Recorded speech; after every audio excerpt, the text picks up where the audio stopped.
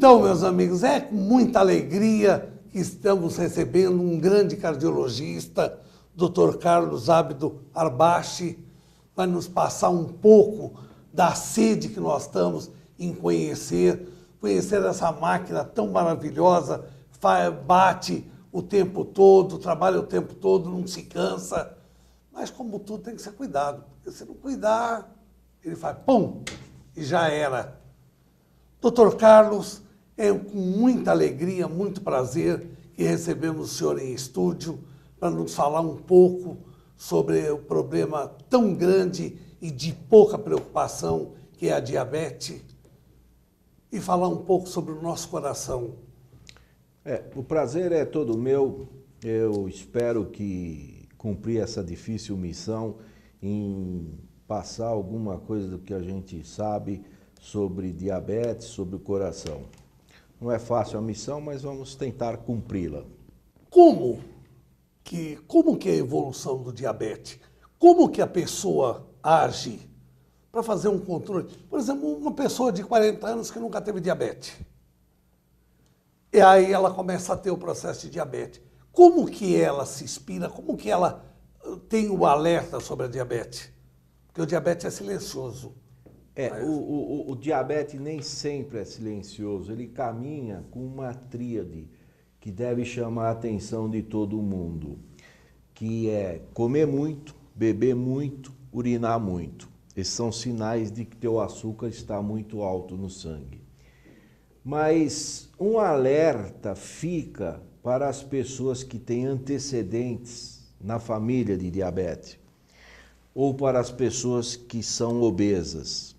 Esse é um gatilho importante para o desencadear do diabetes e suas terríveis complicações.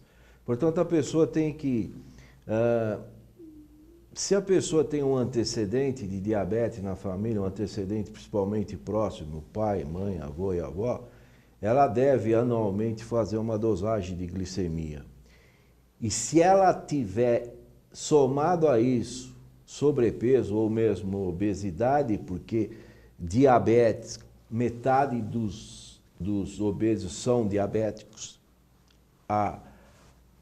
os passos iniciais, as alterações iniciais ocorrem com a obesidade, que desencadeia uma série de processos, inclusive processos inflamatórios, que são comuns a várias doenças do corpo humano, câncer, infarto, diabetes, são doenças inflamatórias. E isso daí começa a dar as primeiras alterações que vão culminar com diabetes. Pessoa que nunca... Às vezes tem muita gente que não faz uma revisão anual, tudo. O senhor aconselha o quê? A pessoa... Existe aquele aparelhinho que fura o dedo. Não. O senhor acha que a pessoa devia começar por aí? Não devia começar por aqui. Aí seria um controle do diabetes. A pessoa tem que ir num médico uma vez por ano e fazer um check-up. Não precisa de exames sofisticados. Uma simples glicemia de jejum já dá informações bastante importantes. Se você for de grupo de risco, obeso ou que tiver antecedentes, comece isso cedo. E quantos anos? Eu diria com 18 anos. Com 18 anos? Hoje tem uma teoria, hoje tem um conceito novo. Você tem o pré-diabético e você hoje tem o pré-pré-diabético. Mas já existe o existe pré-pré-diabético. Por quê? Porque o diabetes é uma doença evolutiva, grave, mutila a pessoa, mata a pessoa. Complicações do diabetes: cegueira, infarto, derrame, diálise, amputação de perna. Nós não estamos falando com uma simples gripe. Não é uma gripe, é verdade. Estamos falando de coisa bastante séria. Existe uma definição no campo da diabetologia que chama-se memória metabólica. O que é memória metabólica? A taxa alta de glicemia que ocorre no começo da doença vai levar você a ter complicações futuras E essas complicações que eu acabei de dizer, independente do controle do diabetes no futuro, você tem que tratar agressivamente no início da doença.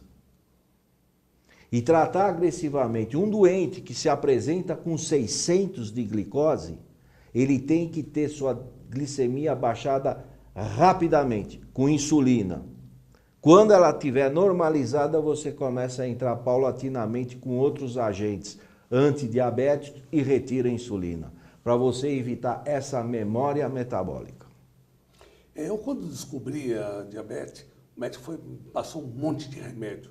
Eu não sei o que ele passou, mas não foi insulina líquida, se aplica na barriga. Aí caiu para 90. Caiu para 90. Aí eu comecei com diabinese. Diabinese não, metformina, perdão. Eu comecei com tratamento de metformina. Mas a minha glicose já estava em 80 e poucos. Certo? Aí ele começou a me dar a metformina. E eu comecei com 3, eu acho que a minha taxa estava muito baixa. Eu comecei a passar mal de manhã. Aí eles... A principal efeito colateral da metformina são efeitos gastrointestinais. Então você começa a administrar a metformina em 500 miligramas e aumenta paulatinamente até chegar a 2 gramas. E hoje nós temos... a metformina é o soldado do diabetes. Todo exército tem um soldado, a metformina é o soldado do diabetes. Todo mundo que tem diabetes tem que tomar a insulina. A metformina pertence ao grupo de medicamentos chamado sensibilizador da insulina. Você tem... o diabetes é provocado ou por uma queda da produção do pâncreas de insulina, ou porque o teu órgão periférico, a tua célula periférica, que deveria receber glicose para dentro, para ser metabolizada, para ser oxidada, enfim, para ser substrato energético, ela entra na célula através da ação da insulina. E existe no diabetes a resistência à insulina, que a tua célula não consegue utilizar a insulina de maneira adequada. Vou explicar de uma forma matemática. Um indivíduo normal, vamos supor, utiliza uma unidade de insulina para queimar 1 grama de glicose. No diabético, ele precisa de 2, 3, 4 unidades de insulina para queimar aquela mesma glicose. É a resistência à insulina. E o pâncreas produzindo pouca insulina. Então, esse é o contexto do diabético. Existe só um tipo de diabetes? Não. Ou existe vários? Existem 3 tipos de diabetes. O diabetes tipo 1 é o diabetes relacionado a uma doença autoimune. O corpo destrói a célula do pâncreas que fabrica a insulina. O próprio é uma doença autoimune. Existe o diabetes do tipo 2, que está relacionado à obesidade e que tem todos esses mecanismos que a gente tentou falar um pouco. E existe o diabetes gestacional, é onde o aumento do açúcar ocorre na gravidez. Acima, normalmente de 130 para cima, já começa a preocupar. Até 130 é razoável. É um número ainda meio em voga, mas passou de 100 já começa a preocupar. 130 já se dá o diagnóstico. E hoje, por exemplo, esse terceiro tipo de gravidez é uma coisa exclusiva da mulher. É da mulher? É. E a mulher, quando está esse tipo, é na gravidez que acontece. É doença da gravidez. É uma mulher que não tem o conhecimento do diabetes antes e durante a gravidez, principalmente 24ª e 8ª semana, ela desenvolve um açúcar mais alto que o normal. E o que se faz nesse caso? Medicamento. Medicamento também não interfere na gestação dela? Não é bom, mas tem que fazer alguma Não coisa, tem outra porque coisa a fazer. provoca alteração grave no feto. Mas A esse é um diabetes capítulo também- à parte. Porque... Cada um tem os seus mecanismos e tem os seus fatores que desencadeiam. Esse é a gravidez que provoca. É como se existe uma entidade chamada doença hipertensiva da gravidez, que é específico da gravidez. A gravidez provoca é uma complicação da gravidez. Quais os cuidados para se evitar a diabetes que a pessoa deve tomar? Dieta e exercício. Dieta e exercício. Vou contar. Vamos pelos conceitos mais antigos. O pré-diabético. Existe um estudo da Escandinávia que pegou indivíduos pré-diabéticos. E eles instituíram dieta e exercício para todos eles. 95% das pessoas que seguiram a orientação de dieta e exercício não se tornaram diabéticos. Sabe quantas pessoas seguiram essas normas? Lá na Escandinávia, o percentual, 5%. Quer dizer, dos 5% que seguiram as recomendações, 95% não se tornaram diabéticos sem nenhuma outra medida. Toda a diretriz para tratamento de diabetes, americana, europeia, canadense, australiana, começa com dieta e exercício. É aí que você trata e previne. Eu sou um diabético, mas eu acho que eu faço uma coisa de muito boa. Eu pratico muito exercício. Bastante. Tá? Tem o fator que eu nasci desse jeito, eu sou barrigudo. Eu já fiz karatê, eu ia disputar faixa preta, eu era um verdadeiro gato em cima do tatame, mas a barriga era prevalente. Nada fez mudar. Continuo com a barriga do mesmo jeito. E eu faço bastante exercício. Ginástica, né? Muito pouco de aeróbica, eu prefiro mais exercício muscular, mexendo com tudo. Você tem um fator bastante maléfico, que é a obesidade, principalmente esse tipo tua de obesidade, que é a central, que é a mais perigosa, e por outro lado, contrabalanceado com exercício. Exercício é muito importante. O músculo, ele não requer tanta insulina para queimar a glicose. É uma forma muito eficaz de baixar o açúcar. Se você perdesse essa barriga um pouquinho... Eu já tentei, não sai. O senhor imagina quando o senhor vai disputar uma faixa preta de karatê, que é o karatê, eu acho que de todos... Posso te interromper? Com certeza. Quando o meu doente fala aí, sabe o que eu falo? Você já viu no campo de concentração alguém gordo? Você já ouviu algum... Come. Respondi tua pergunta. Olha, doutor Carlos, nós vamos falar sobre o tipo 2 da diabetes. Que eu acho que é a mais comum em todos. Só que antes eu vou pedir licença para fazer um pequeno break. Gente, é 1 minuto, é VaptVupt, voltamos já!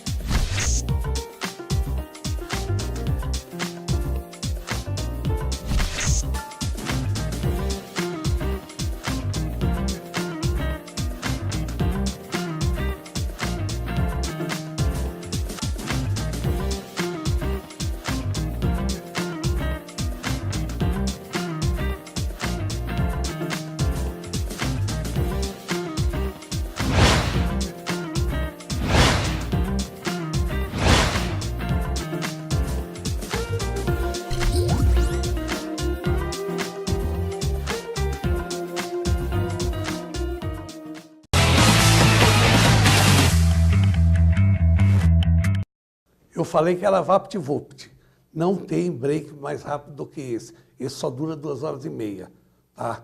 Então vamos voltar, vamos continuar essa entrevista, que por sinal está sendo de uma evolução, de um conhecimento maravilhoso. Obrigado, doutor Carlos. Que isso. Vamos falar um pouco agora sobre, eu acho que é o que mais preocupa as pessoas, que é a diabetes tipo 2, que é a mais comum. Vamos. Então, nos oriente um pouco sobre essa diabetes tipo 2, que é tão temida e tão comum. Diabetes tipo 2 é uma doença que vem aumentando sua incidência no mundo moderno. Ela tem sua grande importância devido às suas terríveis complicações, como nós já falamos. E ela está intimamente ligada à obesidade e aos cuidados, a falta de cuidados que nós temos na nossa vida moderna. Aliás, eu gostaria até de te falar um negócio. Você que está preocupado, eu também deveria estar preocupado com a nossa obesidade mais central. Mas o homem moderno nasceu para ser gordo. Se você voltar à idade da pedra, o homem vivia em número pequeno de pessoas, caçava, quer dizer, gastava muita energia, porque senão ele não comia. E quando ele comia, quando ele achava uma caça, ele comia muito, porque ele não sabia quando era o próximo dia que ele ia comer. Aí vamos para o homem moderno. Tem controle remoto para tudo, não faz exercício e tem na evolução aquela mensagem que você deve comer muito. Então hoje você come muito e gasta pouca energia. Isso aí não é culpa nossa, não. É dos nossos antepassados. Que deixaram essa mensagem. Por que desses remédios novos, a facilidade, o quanto que ele pode nos ajudar? Por que continua os remédios super usados, como metformina, diabinese, essas coisas continuam sendo o principal e não essas novas drogas? Não. Diabinese não é mais utilizado. Ninguém pode usar mais diabinese. Não, diabinese esquece. Do grupo da sulfonilureia, que faz parte o diabinese, que é uma substância que vai lá no pâncreas e libera a insulina, cada vez são menos utilizados. E essas drogas que acabei de comentar estão cada vez mais sendo utilizadas. Agora, a metformina é o soldado. É o soldado, que vai lá na frente. Esse vai lá na frente. Esse é o que toma o tiro. Como chama essas drogas, essas não modernas, que o senhor está se referindo? Nós temos são os inibidores de DPP-4, nós temos 4 sais principais. Nós temos a metformina. Soldado. Gostei desse termo. O soldado, nós temos o inibidor da SLG2, nós temos a dapaglifosina, nós temos a empaglifosina e nós temos a canaglifosina. Nós temos a sulfonilureia mais recomendada, é a glicazida. E aí nós temos as insulinas. E insulinas modernas. Insulinas que têm uma ação constante, insulina que ultrapassa as 24 horas. Eu acho que vale a pena comentar com o seu ouvinte uma coisa importantíssima no tratamento do diabetes. Se você pegar um diabetes e fizer uma listagem de tudo que tem de ruim nele, se ele já teve infarto, se ele já teve insuficiência cardíaca, se o diabetes dele não está bem controlado, se ele está ganhando peso, tudo que tem de ruim. A coisa que dá o pior prognóstico é a hipoglicemia. E essas drogas que eu te comentei, a metformina, o inibidor dessa substância do rim, a SLGT2, inibidor de DPP-4, e faltou um grupo que são das glitazonas, que é muito importante, elas não provocam hipoglicemia. A hipo é muita, né? A hipo é muita. A hipo é pouca. É pouca? Ela mata mais do que a hiper. Mata de uma maneira cruel. Tem que tomar muito cuidado. Por isso que a gente guarda a sulfonilureia e a insulina para quando realmente não tiver mas o que fazer. É. A diabetes leva a complicação muito grave, que é justamente o estrago que ela faz no coração. Vamos falar um pouco do infarto agora. O que uma pessoa que está sofrendo um processo de infarto, normalmente, o que ela sente? Ela começa com uma dor na barriga, suor frio. Então vamos resumir um pouco isso aí, que eu acho que isso é de extrema importância para diabético e para não diabético. O característico da doença crônica, quer dizer, aquele indivíduo que tem a lesão na sua coronária que pode levar ao infarto, é a dor anginosa. A dor anginosa, o que deve chamar a atenção do seu ouvinte para a dor anginosa é uma dor desencadeada por exercício. Tem irradiação para os membros. Ela é forte, ela dura 5 minutos, mais ou menos. Não vou poder especificar o tempo, mas é uma dor. E que melhora com o repouso.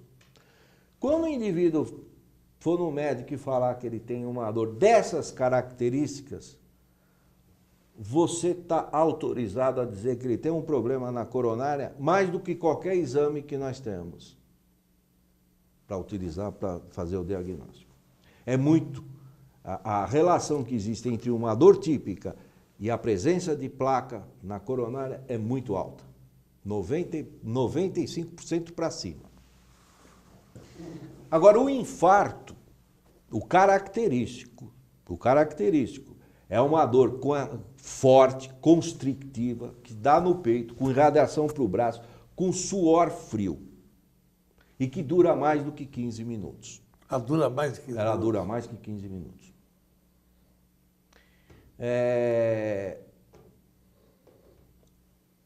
Alguns grupos podem não ter o sintoma típico.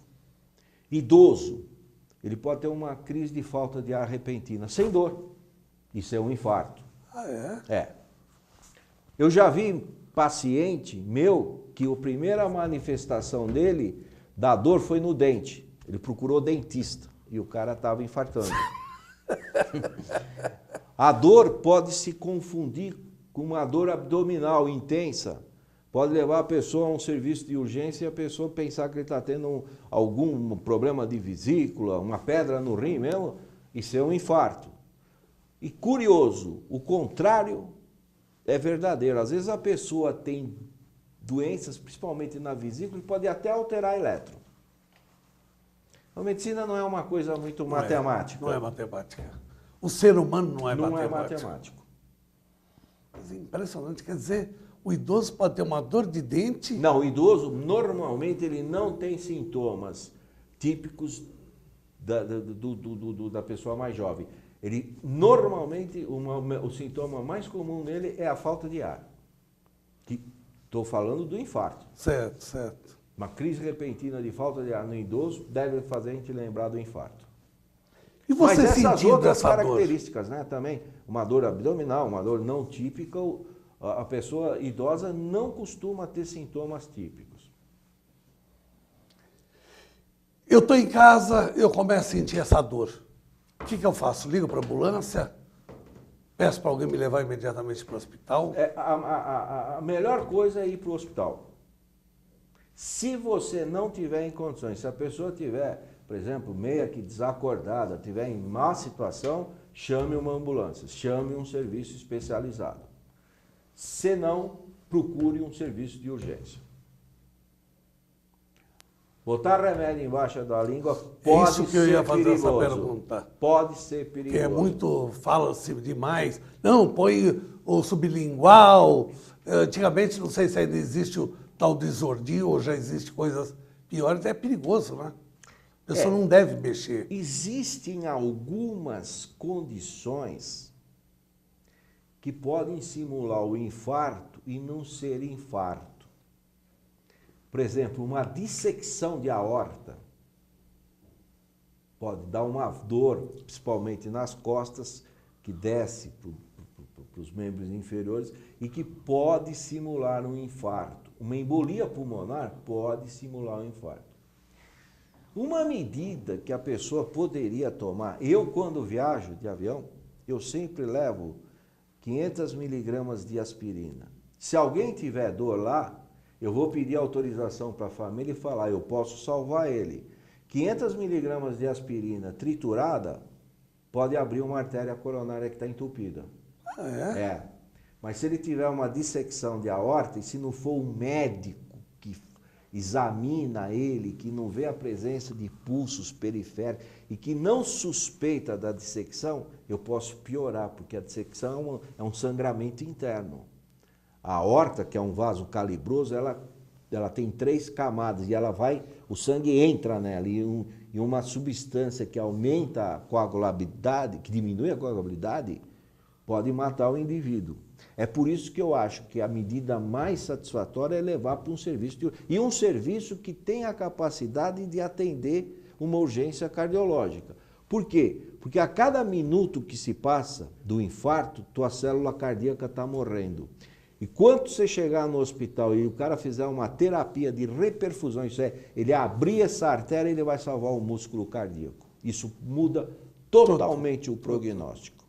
Vale lembrar ainda, já que o programa é de diabetes, o diabético pode não ter dor no peito. Ah, é? É. Ele pode ter a doença na coronária e não ter dor no peito.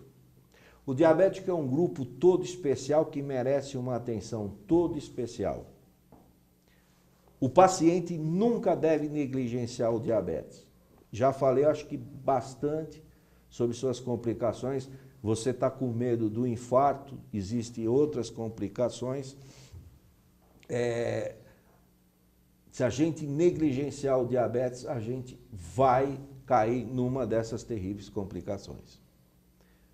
E o médico tem que tratar o diabetes agressivamente e tem que estar atento a essas alterações que podem ocorrer no diabético e que às vezes não se apresentam de uma maneira muito clara. É por isso que hoje o endocrinologista tem que ter grande conhecimento da cardiologia. E o cardiologista tem que ter grande conhecimento do diabetes. Porque são caminho em paralelo, se não confluente. É incrível. É fantástico isso. É fantástico. Fantástico. Doutor Carlos, o senhor não sabe o ponto de gratidão que eu tenho pela sua entrevista, o quanto que são as pessoas, nós estamos passando todo o programa de 2 milhões de pessoas assistindo o nosso programa, o quanto que o senhor ajudou esse pessoal. O senhor foi muito feliz nas suas colocações. Eu quero muito agradecer ao senhor. Gostaria de lhe abrir, se o senhor quiser fazer suas considerações gerais. Sobre o diabetes eu já falei, eu volto a frisar para não negligenciarem o diabetes. Tratem de uma maneira bastante adulta ele, que ele mata. E eu quero felicitar você por ter tido essa ideia, por ter dado a oportunidade da gente, se não passar 100% corretamente os dados científicos, mas se ficar o alerta de tratar, de procurar, de ir atrás, principalmente aquelas pessoas que estão no grupo de risco, já valeu a mensagem. Obrigado. Muito obrigado. Eu é que agradeço. Muito obrigado de verdade. O programa está terminando. Antes de terminar o programa, gente, eu estou precisando de uma coisa de vocês. Eu estou precisando que vocês entrem no nosso site, bbctelevision.com, e no site, além de toda a gama de coisas interessantes, colunas, tudo, eu queria que vocês apertassem o botão seguindo. A emissora está precisando mudar o numeral. Eu conto com vocês. Antes de encerrar, eu queria dar um grande abraço da minha amiga Betânia, dona da Benaz Cosméticos, que está aparecendo na tela. É muito legal. Vocês querem comprar cosméticos de barato, de ótima qualidade? É com ela. Liga no telefone dela e que vocês vão ser bem atendidos. Recebe rápido, ela é ligeira mesmo. Queria, por fim, agradecer a essa legião, essas pessoas que nós tanto amamos, que no exterior, pessoal de Portugal, Espanha, que nós estamos com uma audiência muito grande na Espanha, no Chile, Santiago, fora pessoal que nós tanto gostamos, tanto interagimos, de Miranda, Maputo, Ilha de São Vicente, Luanda, Tunísia, Zulia, Maputo, Araguá. Vocês são muito importantes para nós. Muito, mas muito obrigado pela audiência.